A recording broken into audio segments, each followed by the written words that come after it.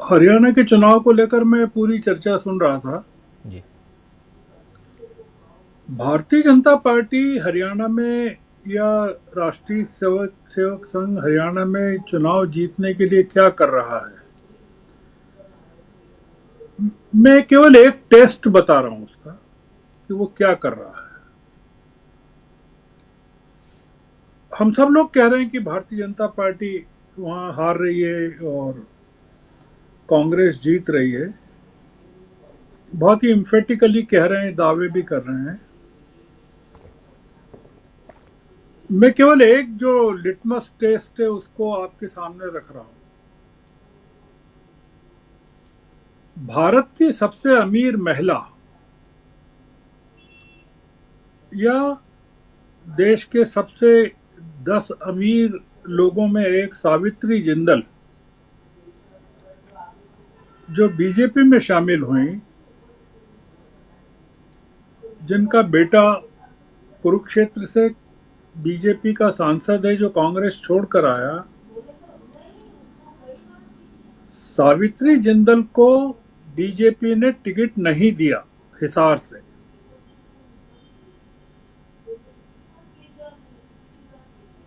इसका क्या मतलब है? पहली चीज। दूसरी चीज, दो चीजें बता रहा हूं कि सावित्री जिंदल को टिकट नहीं देने के क्या मायने हैं और सावित्री जिंदल जो अब कह रही है उसके क्या मायने हैं।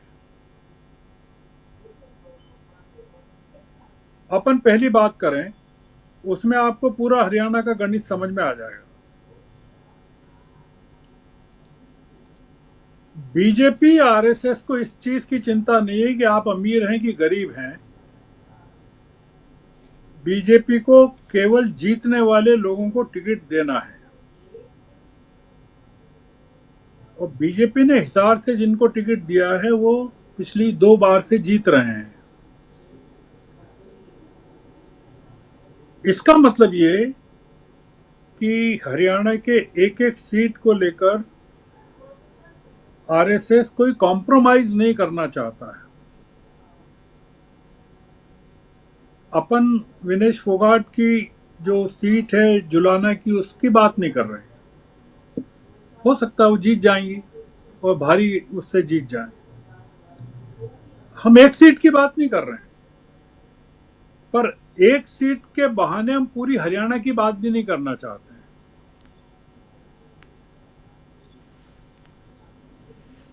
अब आप दूसरा टेस्ट देखिए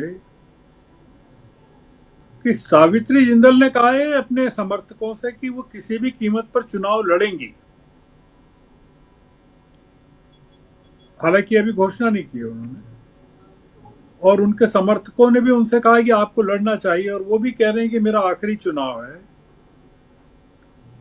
इसका ये कि भारत की सबसे अमीर महिला ने कह दिया कि मैं बीजेपी से या मोदी जी से नहीं डरती। और दूसरा, वो ये बताना चाहती हैं कि मेरा बेटा चाहे हो बीजेपी में, वो अगर हिम्मत दिखा देंगी तो लड़ लेंगी। इसका मतलब है कि जो पूंजीपति हैं देश के, वो अब डरते नहीं हैं कि आप कुछ करेंगे उनके खिलाफ। ईडी को भेज देंगे, सीबीआई को भेज देंगे, इनकम टैक्स को भेज देंगे। तो उसमें सावित्री जिंदल ने कहा है, वो जो कहा है वो ये बताता है कि वो नहीं डर रही हैं, वो चुपचाप नहीं बैठी। हालांकि उन्होंने अभी कुछ फैसला नहीं लिया है। हो सकता है कि बेटे का दबाव हो, नवीन जिंदल का। मैं दोनों चीजें बता रहा हूं आपको, जी। और दोनों के मायने हैं। हमको बीजेपी की ताकत या बीजेपी की तैयारी को अंडर एस्टिमेट नहीं करना चाहिए। राहुल गांधी अगर इस चीज के लिए आखिर तक कोशिश करते रहे कि आम आदमी पार्टी के साथ समझौता हो जाए, और आम आदमी पार्टी का राज्यसभा सांसद अगर आज कहता है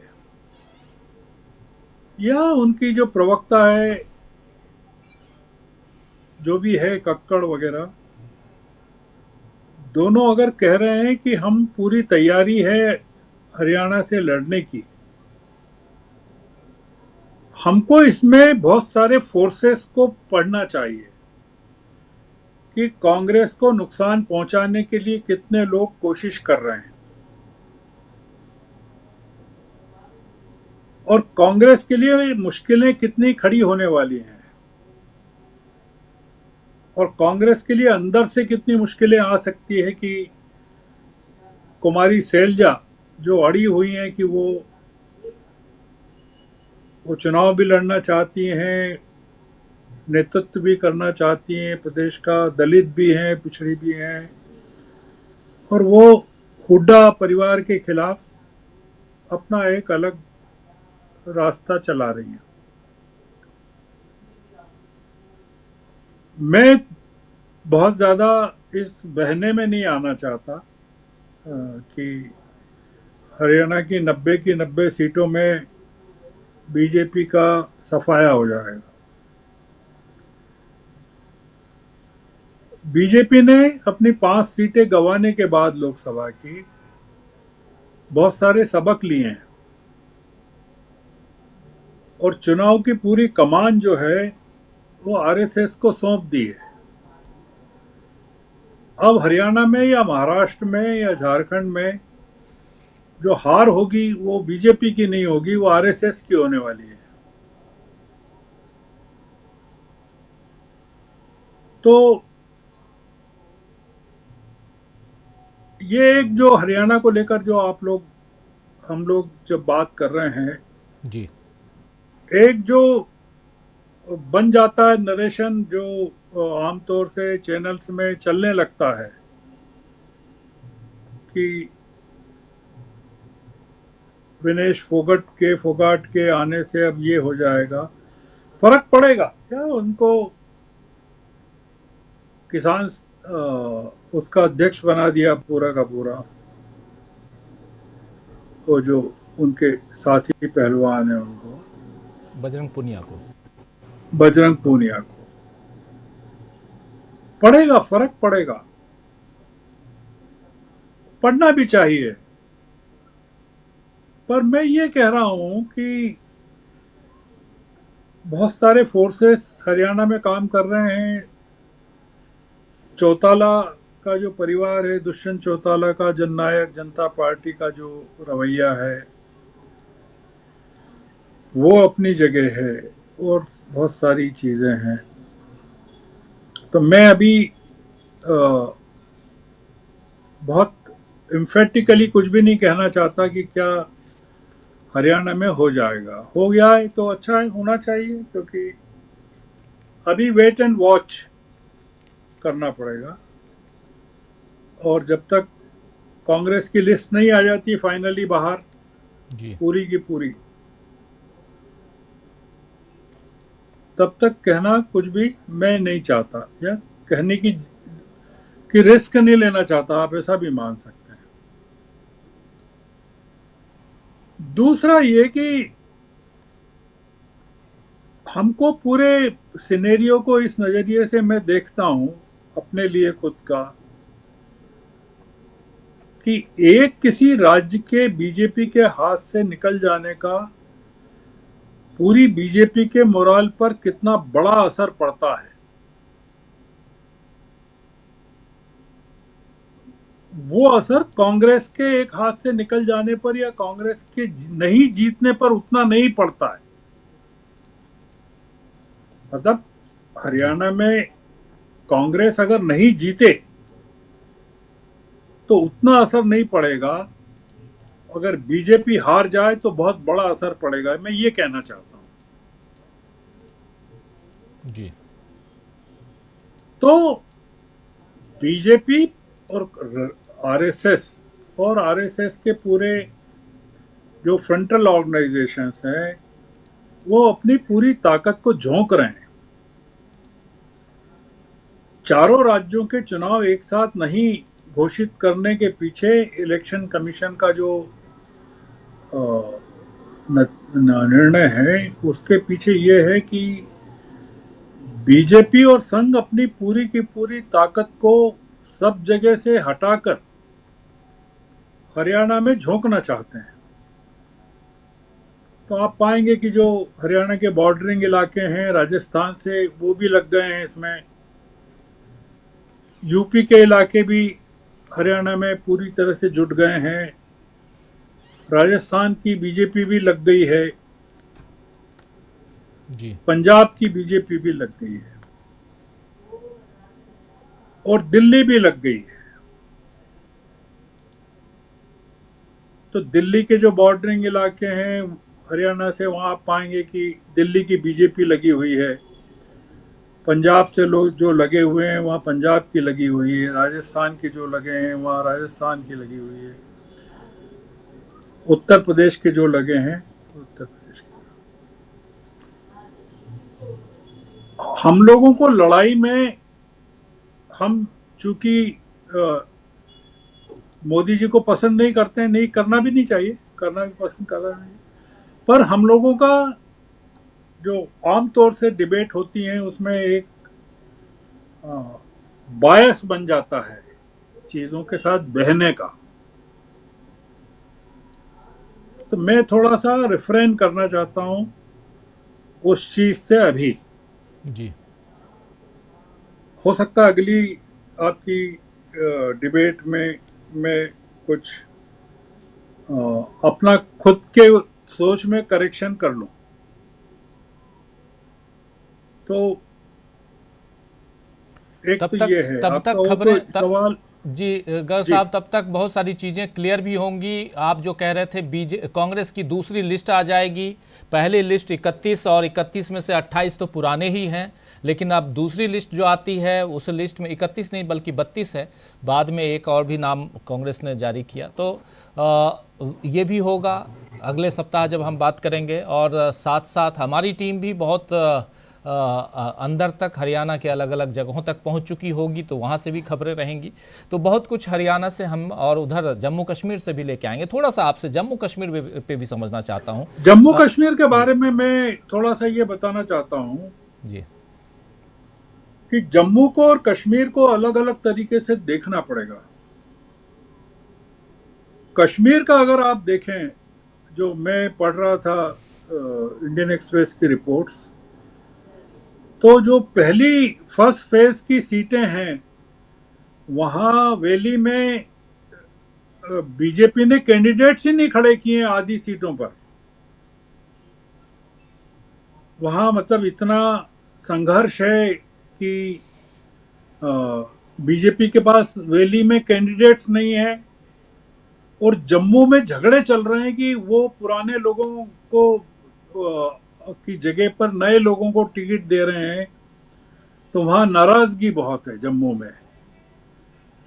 तो और दूसरा पॉइंट ये है, जो एक अच्छी बात है वैली की, कि वहां पीडीपी ने कैंडिडेट चुनाव नहीं लड़ने का जो फैसला किया है, महबूबा मुफ्ती ने जो फैसला किया है चुनाव नहीं लड़ने का, और कांग्रेस और नेशनल कॉन्फ्रेंस ने जो मिलकर चुनाव लड़ने का फैसला किया है, वो अपने आप में बड़ी घटना है। पर बीजेपी जिस चीज की तरफ देख रही है, वो उनकी विभाजन की जो पूरी राजनीति है, वो विभाजन की राजनीति जो देर आई हुई है वही जम्मू कश्मीर में चलाना चाहती है, कि वो जम्मू और कश्मीर को इमोशनली एक होने ही नहीं देना चाहती है बीजेपी। और वो इसलिए एक नहीं होने देना चाहती कि उसकी कोशिश है कि जम्मू की सारी सीटों पर उसका कब्जा हो जाए, और वैली में अगर कुछ मिल जाए तो अच्छा है, नहीं मिले तो भी कोई मतलब बहुत ज्यादा उसको परेशानी नहीं होगी। तो एक जो बड़ा फैक्टर ये भी है कि गुलाम नबी आजाद चुनाव नहीं लड़ रहे हैं। वो भी एक स्ट्रेटेजी का हिस्सा है कि अगर वो लड़ते होते तो जम्मू में बीजेपी को नुकसान ज्यादा पहुंचाते बजाय कांग्रेस के। तो फिर आप थोड़ा सा ये समझेंगे कि मैं जम्मू कश्मीर की राजनीति को भी अलग तरीके से पेश कर रहा हूं, क्योंकि परसेप्शनली जो बहस में है वो तो ये है कि बीजेपी का चारों राज्यों में सफाया हो रहा है, जो एक, बल्कि मैं आपको ये भी कहना चाहता हूं कि चारों राज्यों की बात अगर करें तो बीजेपी के सबसे ज्यादा चांसेस अगर हैं कहीं तो वो झारखंड में है। पर मेरी बात को कोई स्वीकार नहीं करेगा, क्योंकि वो कहेगा कि अरे ये तो हरियाणा में भी ऐसी बात कर रहे हैं, जम्मू कश्मीर में भी ऐसी बात कर रहे हैं, तो राहुल लाल जी पूरी तरह से नाराज हो जाएंगे कि अरे ये क्या कह रहे हैं कि भाई ये तो बड़ी गलत साहब तो उल्टी सीधी बातें करते हैं। नहीं, झारखंड की बात आप सही कह रहे हैं। झारखंड में सबसे ज़्यादा बीजेपी, उसका कारण ये है कि आप अगर लोकसभा के रिजल्ट देखें झारखंड के, और जो गेम किया झारखंड मुक्ति मोर्चे ने वो देखें, वो बहुत सिग्निफिकेंट नहीं है। हेमंत सोरेन के जेल में होते हुए सिग्निफिकेंट नहीं है। और अब चंपई सोरेन को फोड़कर इन्होंने जो झारखंड मुक्ति मोर्चे में सेंध लगाई है, और बीजेपी वहां कंपैरेटिवली ज्यादा ताकतवर है, क्योंकि आप अगर बीजेपी की सीटें देखें लोकसभा की वहां झारखंड में जी, तो काफी सीटें हैं, मतलब सबसे ज्यादा सीटें हैं वहां। और लोकसभा चुनाव का कोई बहुत ज्यादा इम्पैक्ट, मतलब बीजेपी को केवल 3 सीटों का नुकसान हुआ वहां लोकसभा चुनाव में। 8 सीटें हैं उनके पास 14 में से। और आप इसी के को तुलनात्मक दृष्टि से अगर देखें बिहार में या उत्तर प्रदेश में, तो आपको लगेगा अरे बीजेपी का तो वहां सफाया हो गया। सही। दूसरा ये कि झारखंड में नीतीश कुमार की पार्टी भी खड़े कर रही है अपने उम्मीदवार,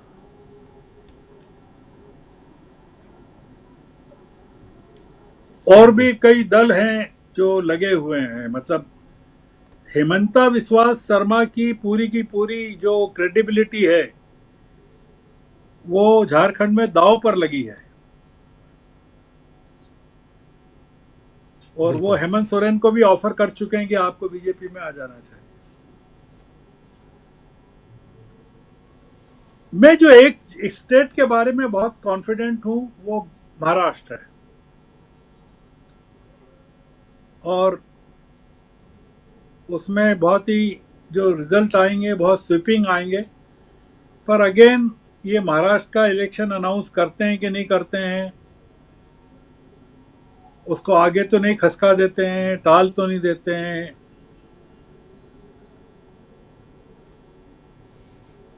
तो ये मेरा पूरा, राजीव जी थोड़ा सा अलग किस्म से मैंने प्रेजेंट किया है, जो कि नहीं, जरूरी भी है। हर तरह से विश्लेषण होना चाहिए, और खासकर जम्मू कश्मीर और हरियाणा में जब अभी चुनाव हैं, और उसको लेकर भी पूरा, और अगले हफ्ते तक बहुत सारी चीज़ें क्लियर हो जाएंगी। महाराष्ट्र का विश्लेषण आप कर ही रहे हैं, और साथ में झारखंड